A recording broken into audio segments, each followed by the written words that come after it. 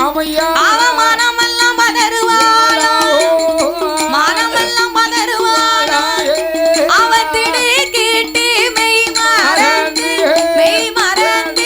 திடீரென்று சோர்வடைந்தாள்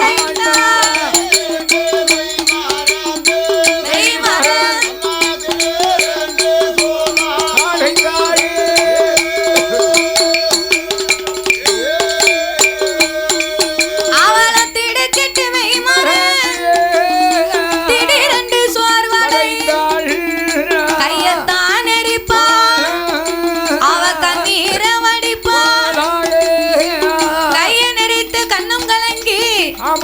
இருதட்டு பானையில சாப்பாடு பொங்குதவா அன்னைக்கு ஒரே பானையில சாப்பாடு வடிக்க